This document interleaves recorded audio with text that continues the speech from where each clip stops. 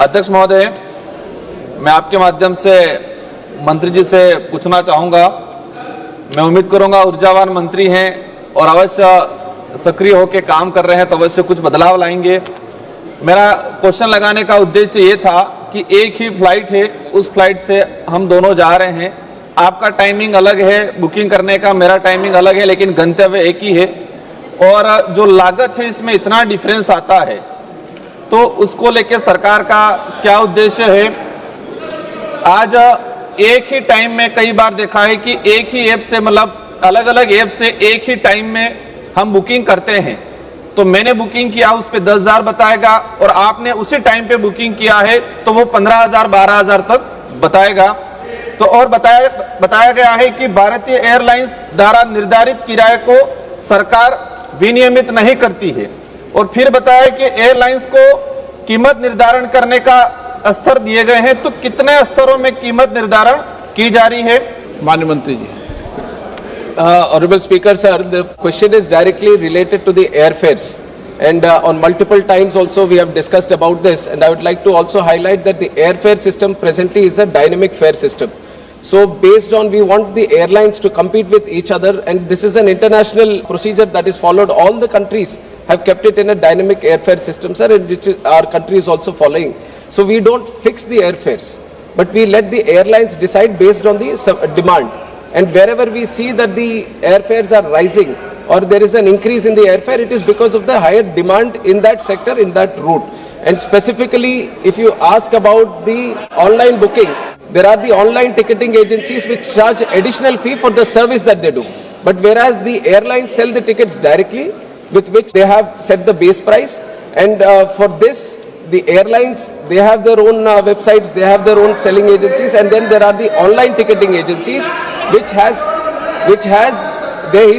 he's talking about the online ticketing agencies because purchasing it online, when it is not like that, sir.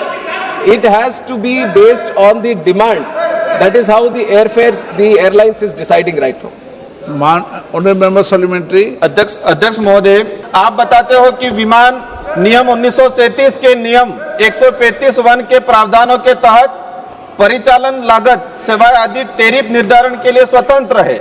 मतलब जो नियम बना है 1937 के अंदर, आप और ये सदन पूरा कहता है, वर्तमान सरकार की द्वारा कहा जाता है कि अंग्रेजों द्वारा जो कानून बनाए गए वो बदलेंगे, और दूसरी ओर कह रहे हैं कि हम 1937 में जो कानून बनाए हैं वो स्वतंत्र कर रखा है टेरिफ। तो ये जो अंग्रेजों ने जो लूटने का, तो वही चीज आज सारे कानून बदले जा रहे हैं, तो ये कानून क्यों नहीं बदला जा रहा है? इसके सरकार का प्रतिबंध क्यों नहीं लगाई जा रही सरकार? Sir, the rules have originated at that time, but we continuously change according to the feedback, and whenever there is necessary, it keeps getting updated. And when it is regarding the airfare, sir, it has been continuously come under discussion also, and from the ministry, we have been committed to create an affordable system in the country. That is our commitment to the nation also, and that is how we have started the UDAN scheme. The whole purpose of UDAN scheme was to create affordable network in the country. Please listen to me. Please listen to me and let me explain the situation. Sir, there is a tariff monitoring unit in the DGCA which looks after the airfares prices, and there is a tariff sheet which the airlines have to provide to the DGCA before the start of every season.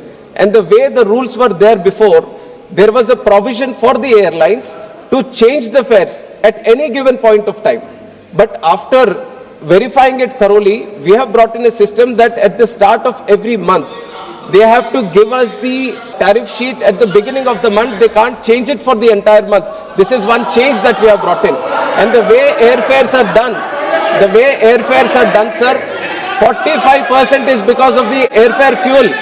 The ATF takes up 45% of the airfare prices, and there are some states which are charging up to 29% VAT on the ATF, and Tamil Nadu is one such state which has the highest ATF in the country, sir. And I would request, I have written to all CMs in the country that they have to reduce it. There are 15 states which have reduced it below 5%.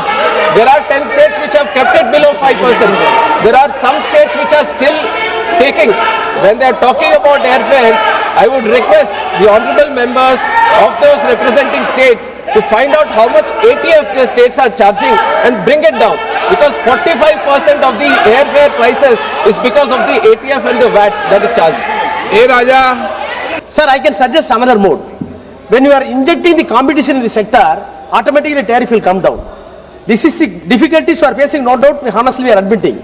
But other issues is, like in telecom sector, when you are injecting more operators, tariff will come down. That happened in this country.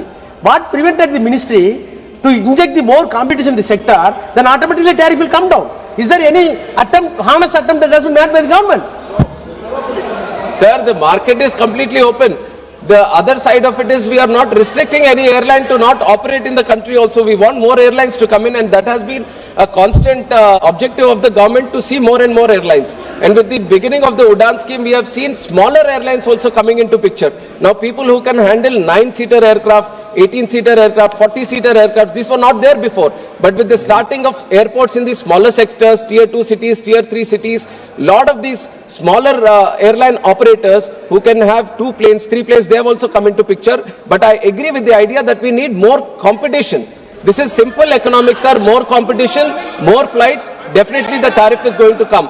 Now, under the leadership of our Honorable Prime Minister, Sir Narendra Modi ji, the way aviation has increased in the last 10 years, no other country you can show me where the number of airports have increased up to 89, from 74 to 159 airports. And a lot of the MPs are also benefiting from that, sir. They have got an airport very nearby to their constituency also. Now, what we have to improve is the connectivity. And there are only certain number of planes in the country, sir. In 2014, we used to have around 340 planes. Now at least we have increased the number up to 840. And the number of orders that are pending today are up to 1700 planes. Why would they order 1700 planes if there is no demand in the country? The way aviation is growing, sir, every year the growth of passenger capacity is more than 10%, which no other country is able to grow at this stage. Now, the most important thing is to get more airline fleet in the country, and we are doing our best. We are giving whoever is trying to come and operate in this space, we are trying to facilitate.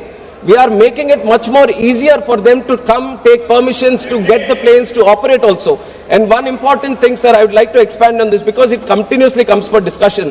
What else are we doing so that we can have more planes? Now the leasing industry, sir, it has become that the airlines, when they are not willing to buy planes nowadays. They want to lease the planes because that will reduce the cost burden on these airlines also. Now airlines, when they lease it, they are doing it from international destinations like Ireland is there, Dubai is there, Singapore is there. But Narendra Modi ji has this idea that why can't we set up the leasing industry in the country only? And today we are proud to say that, sir, we have GIFT City, which is trying to create such an ecosystem where we have already leased out more than 200 of these planes and 200 entities from that are going around, sir.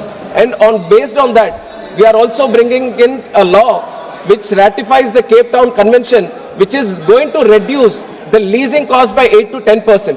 When it becomes much more easier for these aircraft owners, sir, I'll just finish. When it becomes more easier for these airlines to lease these airplanes, then definitely the cutting down of the leasing cost is going to trickle down to the passenger and the airfares also. So we are taking a multiple approach, sir. It's not just capping of the airfares. We are bringing in a system where from all sides, whatever issues are there, we are going to tackle it. कई माननीय सदस्य इस पर supplementary पूछना चाहते हैं और माननीय मंत्री जी भी बहुत ठीक तरीके से उत्तर दे रहे हैं। श्री गणेश सिंह जी 1 मिनट पूछ लें। माननीय प्रधानमंत्री जी के 100 हवाई अड्डों को देसी हवाई उड़ान सेवा में शामिल करने का जब एक पहल हुई थी, तब हमारे लोकसभा क्षेत्र सतना को भी उसमें शामिल किया गया था। मुझे खुशी है कि RCS उड़ान में हमारे हवाई अड्डे को शामिल किया गया। एयरपोर्ट अथॉरिटी ने उसके हवाई अड्डे के मरम्मत के लिए पैसे भी दिए। टर्मिनल पॉइंट बन गया, 1200 मीटर रनवे बना है, बाकी 1850 मीटर का रनवे है, वो बल्कि छोटा हो गया बड़ा होने की बजाय। तो मेरी मांग है उसको पूरा किया जाए और उसमें कोई अतिक्रमण नहीं है और उसमें हवाई परिचालन शुरू किया जाए, उसका उद्घाटन कराया जाए। मैं माननीय मंत्री से जानना चाहता हूं कब तक इस प्रक्रिया को पूरा कर देंगे। सतना को सर हमने उड़ान स्कीम के तहत हमने डेवलप किया था सर, और बिल्कुल वो इनॉग्रेशन के लिए भी अभी रेडी है। प्रधानमंत्री जी जैसी डेट देंगे तो जरूर उसका उद्घाटन भी हम करेंगे। और कनेक्टिविटी के लिए सर उड़ान के थ्रू हम बिड करते हैं रूट को कि सतना से कहां जाए और कौन सा एयरलाइन आके उसको बिड करेगा। और उड़ान के तहत हम अफोर्डेबल प्राइसेस रखने के लिए हम वाइबिलिटी गैप फंडिंग भी देते हैं। जैसे ही कोई एयरलाइन आएगा ATR एयरक्राफ्ट हो जो 70 सीटर 80 सीटर का होगा, या फिर एयरबस हो जो 180 सीटर का होगा, उसके हिसाब से जो एयरलाइन बिड करके वहां पे आएगा उसके हिसाब से रनवे लेंथ का भी हम आगे बढ़ाएंगे सर।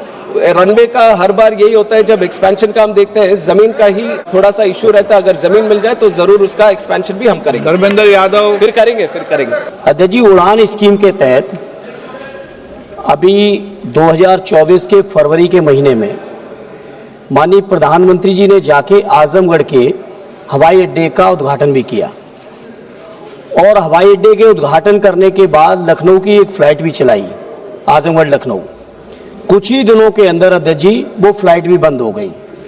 मेरा अध्यक्ष जी आपके माध्यम से माननीय मंत्री से अनुरोध है कि जब जिस योजना को माननीय प्रधानमंत्री जी ने स्वयं शुरू किया हो, कम से कम उन योजनाओं के बीच में तो न रुके, इसका ख्याल तो माननीय मंत्री जी आपको और माननीय मंत्रियों को रखना चाहिए प्लीज। साथ ही साथ अध्यक्ष जी मेरी आपके माध्यम से माननीय मंत्री से प्रार्थना है, आजमगढ़ के लोगों का ज्यादातर व्यवसाय व्यापार मुंबई है और देश की राजधानी के महत्व को आप समझते हैं।